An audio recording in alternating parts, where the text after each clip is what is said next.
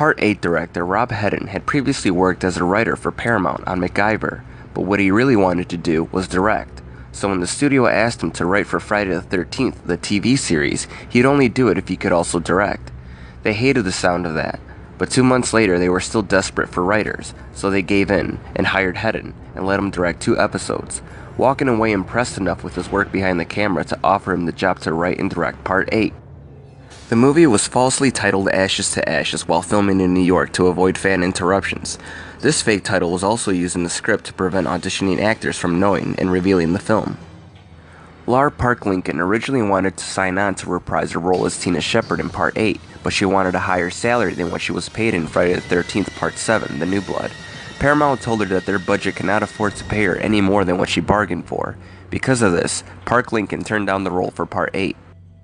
Rob Hedden originally wrote more of the movie to be set in New York City. He had written scenes at Madison Square Garden, the Brooklyn Bridge, and the Empire State Building. But Paramount told him that the budget would not allow him to spend that much time in New York, so he was forced to rewrite the film and spend more time on the cruise ship. Hedden says he agrees with fans who complain that not enough time is spent in New York City, given the title. Kane Hodder would once again return to play Jason for the second time. Elizabeth Berkley and Dee Dee Pfeiffer both auditioned for the role of Rennie, but the role would go to Jensen Daggett. Peter Mark Richmond would be cast as Charles. Lee Coleman was the original actor playing Sean Robertson. A couple of weeks later, after filming had started, he was let go as the directors/producers felt that he was uncomfortable with his role and his character for his role did not have the right chemistry to serve as a love interest for Rennie. So Scott Reeves was hired to replace him and reshoot all of the scenes that Lee had played. In her first film role, Kelly Hu was cast as Ava. Barbara Bingham would be cast as Colleen. Martin Cummings would be cast as Wayne. Vincent Craig Dupree was cast as Julius. Saffron Henderson would be cast as JJ. Charlene Martin would be cast as Tamara.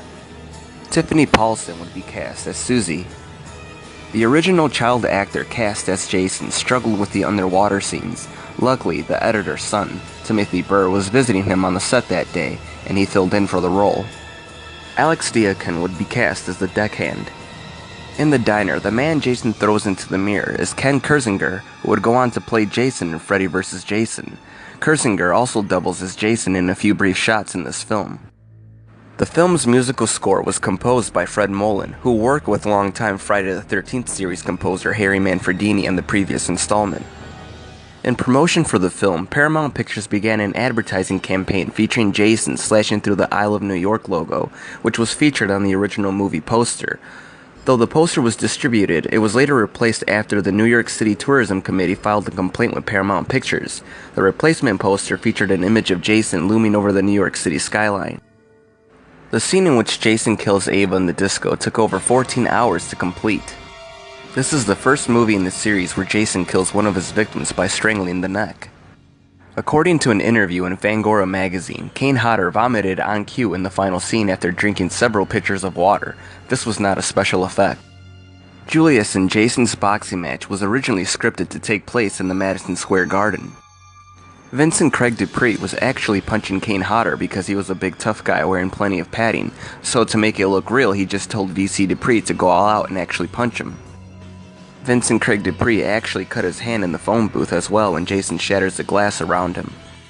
In the scene where Jason reaches through the porthole and grabs Rennie, Jensen Daggett was reportedly really terrified. Her face was just inches from a large and very sharp piece of glass that had become stuck in the window frame. Many of the actors pointed out to themselves a plot hole earlier in the filming of the movie. They wondered how the ship got out of Crystal Lake and into the Atlantic Ocean. Since most of them were just happy to be in a film, they didn't bring it up to the producers or director. The original scripted ending featured Jason being completely melted by toxic waste, and his soul has finally been released, but they changed it so that if there was a chance of a sequel, they didn't write themselves into a corner. Kane Hodder says that one of the most fun parts of him playing Jason were the scenes in Times Square. He says that the spectators were lined up and down the block watching the filming, and he didn't want to take off the mask to destroy their illusion of Jason. He said that every once in a while he'd turn his head and look at them, and watch them all go crazy. In promotion for the film, Kane Hodder appeared as Jason on the Arsenio Hall show. He completed the entire interview without speaking and remained in character. According to New York Has a New Problem, the making of Friday the 13th Part 8, Jason Takes Manhattan, this was another sequel intended to be the final film in the series. During the opening credits featuring New York City's Times Square, a huge Batman poster is clearly visible, as filming of these scenes took place during the promotional campaign of Tim Burton's first Batman film. Friday the 13th Part 8, Jason Takes Manhattan, was shot at 7 locations in the United States.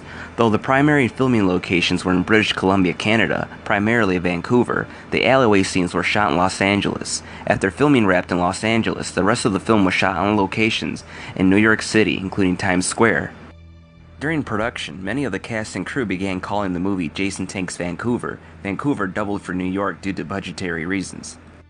Friday the 13th Part 8, Jason Takes Manhattan, was released on July 28, 1989 in the US. The film entered the box office at number 5 for the weekend, with earnings of $6.2 million. The film faced strong competition, such as A Nightmare on Elm Street 5, The Dream Child. Ultimately, it would go on to gross a total of $14.3 million at the US box office. It was the second lowest US gross in the series. Along with this, it was the worst reviewed installment in the series.